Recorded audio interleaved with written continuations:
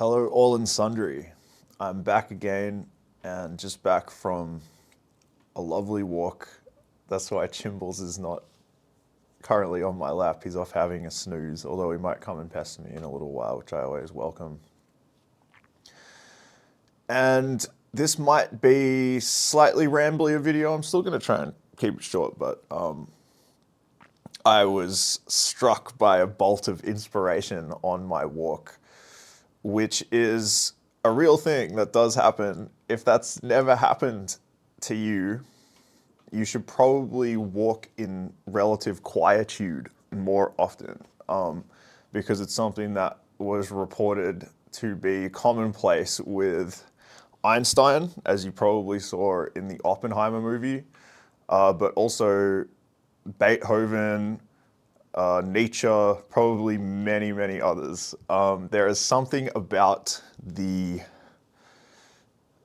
back and forth, the walking sort of gets your left and right hemispheres into this interesting synchrony. You plug into your environment, you can fall into deep awareness.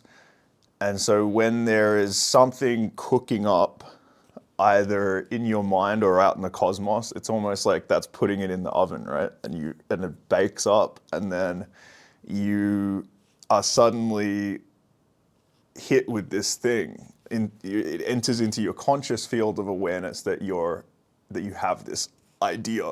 So I've had such an idea now. Is it going to be overcooked or undercooked? Unfortunately, you never really know. That's the scary thing. It's a little bit like MasterChef when they put the dish in front of the judges and then it's sort of in their hands. You know, did I do a good job? Did I not? I don't know. So, but you have to still ride that anyway. It's a little bit like, I don't know if you guys have seen Dune Part 2, when the main character guy has to ride the sandworm and he has that feeling. You can see the trepidation. They capture it viscerally very well, where he's standing on top of the sand dune and there's a stillness, but he knows that this huge thing is coming that could consume him, that could easily kill him if he doesn't stick the landing, right? And he has to jump and put his hooks into this huge beast that sort of carries him with its just this enormous force of nature that's coming. And that is what a great idea feels like. And it's what a good idea feels like to a lesser degree. And I love that. I think that's really cool. They did a really good job in that movie of capturing something visceral about the human experience as it pertains to plugging into the enormous power of the cosmos, right? So I was walking and I had this thought that time is to money what money is to gift cards, okay? So when you buy someone a gift, this is where I'm going to start, okay? This is a related idea. This is its own phenomenon that I think we've all experienced, okay? It's very relatable. When someone's birthday or Christmas comes around and it's time to get them a gift, right? There's a feeling you get, a recognition that the more specific a gift you get them, the more thoughtful that gift is, and the better it will be received, the better it will reflect on you, is another perhaps more Machiavellian way of putting it, right? So ideally what we would always want to do is get someone the gift that the specific gift that they want at that moment. And so we know them so well, that's the gesture, that we have gotten them exactly what they want.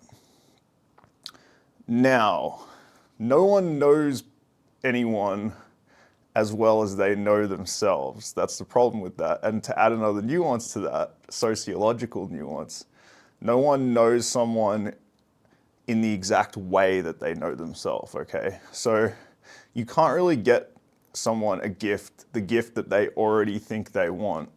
And another reason for that is that if they're past a certain age and income bracket, they've probably got themselves that gift already, right? Unless it's prohibitively expensive.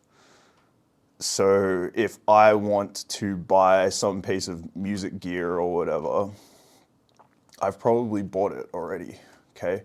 So then the challenge becomes even greater and more overwhelming, which is to say, okay, I can't get them a gift that they think they want because they've probably already bought it and I don't know what that is. I have to get them a gift that they didn't even know that they wanted, but that as soon as they see it, they go, oh wow, that's great.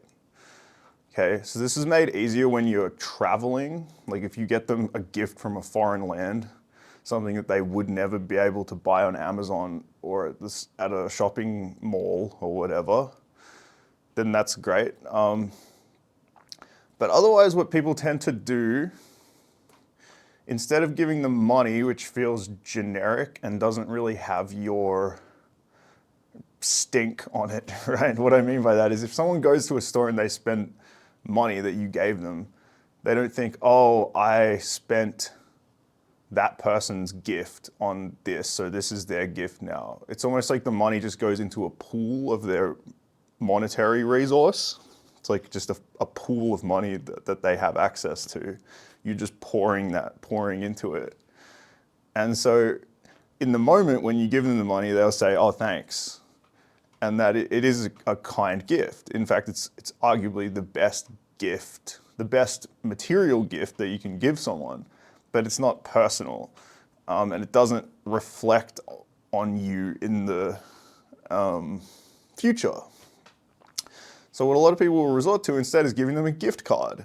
Now, a gift card is, I think it really does only exist for the purpose that it's labeled as a gift. Because why would you take money that you could spend anywhere and make it less liquid, right? And just condense it into this thing that you can only spend at a specific store or on a specific set of products or services.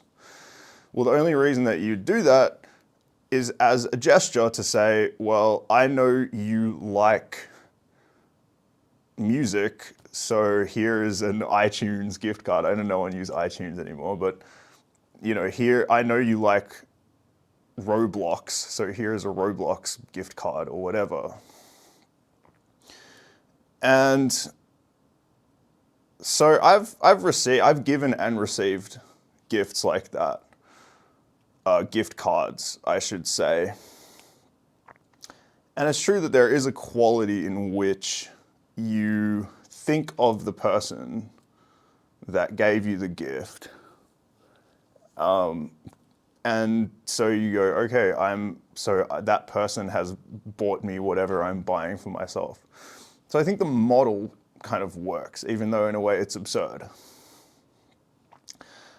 Okay, but let's abstract that now. So we can see that really in terms of pure asset value, it's obviously better to just have money than it is to have this specific thing, a gift card. But having that specific thing, the gift card, has its advantages because it defines things. It has a definite parameter to it that money as a liquid asset doesn't really have. So if that's the relationship that money has to gift cards, I think time, and this is not a particularly original thought, but I hope the nuance that I'm putting on it here is somewhat. Time is the ultimate liquid asset. Because while money is liquid relative to a gift card, you can't do anything with money. Or at least you can't do anything with money unless it's in conjunction with the greater liquid asset, which is time. Right? So you can't give someone the gift of time, but if you could, it would be the greatest of all possible gifts from the perspective of its overall quality as an asset. And so that's something that you need to be very, very mindful of when you are structuring your life and establishing the balance between time that you dedicate to generating an income versus time that you dedicate to doing anything else. So when you have this mentality, I think it becomes clear that money is much less valuable than time. But people do nonetheless try to equivocate their value. So at an example again, if you had $50 in whatever currency, and then a $50 Amazon gift card, and I showed them to you and I said, here, which one do you want? Do you want a $50 Amazon gift card or $50? You would probably take the $50 unless it was taxable income. If it was a tax write-off, then you might think about the Amazon gift card. But really, on a fundamental level, all things being equal, $50 of liquid is better. What if I said, well, what if I gave you $100 Amazon gift card or $50? Then the equation becomes more complicated, or the consideration becomes more complicated, because you're now evaluating in the abstract the value of liquidity, because on a raw financial level, the liquid asset of the money has a greater value, but the value is subjective to how much the raw transactional value of the Amazon gift card is, see? So this relationship also applies to time and money. So, and this is something that people have to make a decision about in life, with the degree to which they accept a certain income in exchange for their time. Now, I know it is more complicated than this, because a lot of people wouldn't want to spend their time doing anything else than whatever they do for their job. And for those people, they have the best of both worlds. But for someone who really would rather be doing other things with their time than whatever they do for work, they have to decide now, what is an hour of my time worth? Is it worth any amount of money? Because as an example, going back to the Amazon gift card analogy, if you hate Amazon for whatever reason, or if you really believe that you own everything that you want to own, or that Amazon could never sell you anything that you would want, you would take the money over the Amazon gift card every time, even if I kept adding to the value. I said, oh, well, what if it's $1 million? What if it's $1 million for $50? Say, well, I don't want to give $1 million to Amazon, or I don't want to participate in that, or I don't want to buy anything from Amazon, whether it has a value of $50 or $1 million. And some people, again, would be puzzled by this, and they would say, well, why would you ever leave $1 million on the table? And this again comes down to a values problem. It's a question of, is more money always better? And how valuable is liquidity? I think in my personal feeling is that the liquidity of time is invaluable. And I find that to be more and more true as I get older. The term buying time is a cute idiom, but it doesn't point to anything real. You can't, well, I understand it is an idiom, so we're not talking about literally buying time with money, but anytime you really think that what you're doing is buying time, which is a trick that people fall into in terms of like that they'll be able to retire early or something, you can't buy time. You can only sell time.